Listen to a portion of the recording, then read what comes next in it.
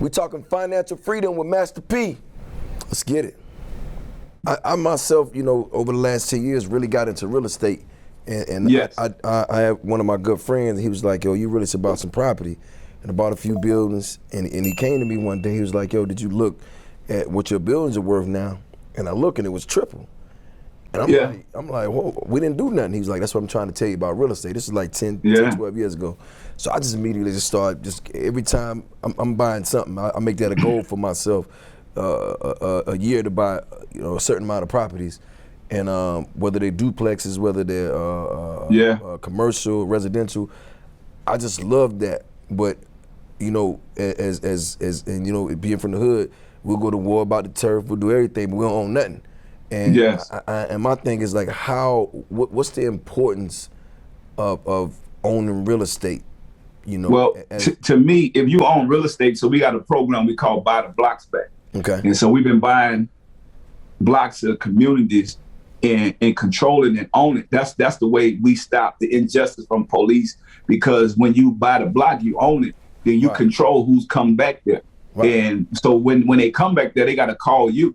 And so when we buy our blocks back, we control our community and our culture, because we don't have no control because we don't own that in the community. Right. And so that's why it's so important for real estate.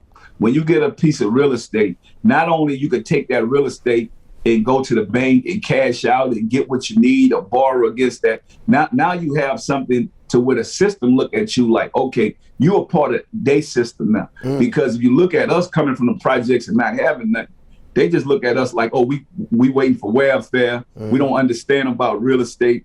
And not just like you said, to come from hip hop and be able to understand, look, I could make wealth. This is the way a lot of cultures create wealth, is through real estate. And that's how they control our communities. So we have to start thinking that way. Real estate is another way. Real estate, product, all these type of things, these are wealth building business. In African Americans, we are not in that. We need to be in that more. Yes, no, I totally agree. You invested in clothing, cars, foods, beverages, etc. Yes. I'm asking the ice cream man, the hustler of all hustlers. Like, what makes a good investment? Like, how do I know I'm on the right track? Well, to me, every investment you make, it got to be something you love and you're passionate about. Don't do it for the money. Right. I think a lot of people get into investment and say, oh, I'm going to make this amount of money. It normally never going to happen. So I think you take your time. Like you said, in the real estate thing, you bought one property. You just didn't go out and buy 10 properties because you had the money. You brought one, developed that, got better at that, start small. I keep telling people all the time, when you make an investment, make sure that the people you invest in is invested into whatever it is too. So, and I think a lot of people don't get that, because somebody tell you they got a great idea, Jeezy, but they don't have no skin in the game, then they could just walk away from it. But when I make an investment, I'm making an investment in somebody, and they got to have skin in the game too. So that way they got something to lose. Yes. Because think about it, if they ain't got nothing to lose, they're going to leave you with the shell. Oh, yeah, you're so bag. I'm dealing with this right now with trying to buy Reebok.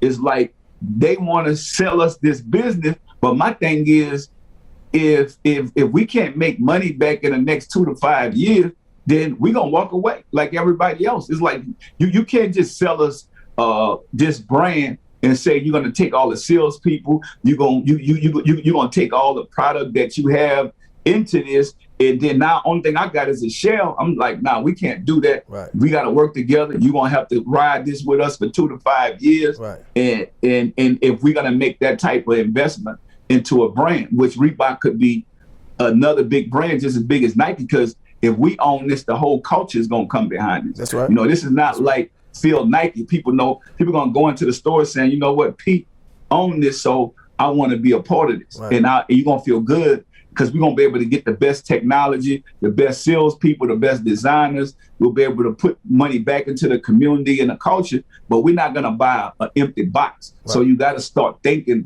like that. A lot of people try to get you like that, where the brand is worth this amount of money. No, the brand ain't worth this amount of money. You're going to have to ride this with us. I love that. How do you, so I see you do a lot of things. You got the boys, y'all doing basketball, you working out. Yeah. You got the challenge going, you doing you doing all these different things. Like, but how do you how do you balance your ambition?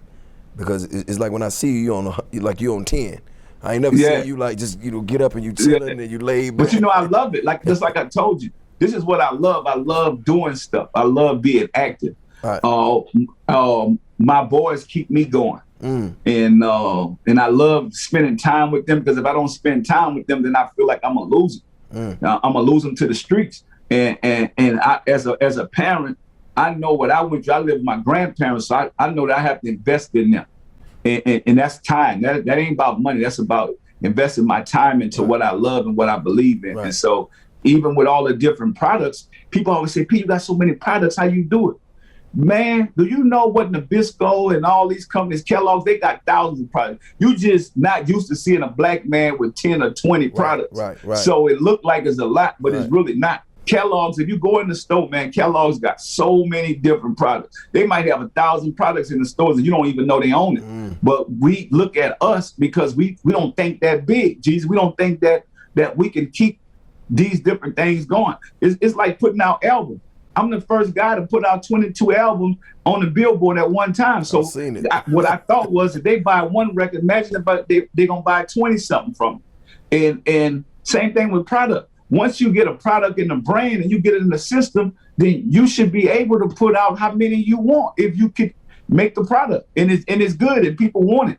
So I just think we got to stop thinking small. Right. Our culture thinks small. It looked like he got tennis shoes, he got clothes. This everything people buying. He got cereal, he got ice cream. They're going to go ahead and buy that anyway. Why not buy it from us? Because the more I make, the more I give, the more people I'm going to put on, the more opportunities that we're going to be able to create. And the wealth that we're able to build in the community, it's just that we can help our culture and help them grow and give more opportunity to our people. And I think, what's wrong with that? They've been doing it for years. Right. They do it. That's how they're able to stay on top. So you always making music, movies, and then you currently what do you currently got in the works now? Because I know you like an all around. I wouldn't be surprised you got some crude oil somewhere. Like you know what? I've been working on these young kids, and they're from Atlanta. So my thing is getting back into television. I want to get back into like the Disney or Nickelodeon, the whole family thing for our young kids. So I got this group YGK. They from Atlanta, and I really love their family atmosphere. They're probably the most talented kids that I've seen along. They're only 9 and 10 years old. And wow. I'm like, you know what? That's my next thing, is building them, getting them on TV, getting them into the entertainment world. Because they like the Jackson 5 or hip hop to me. Okay. Yeah. Wow, that's dope.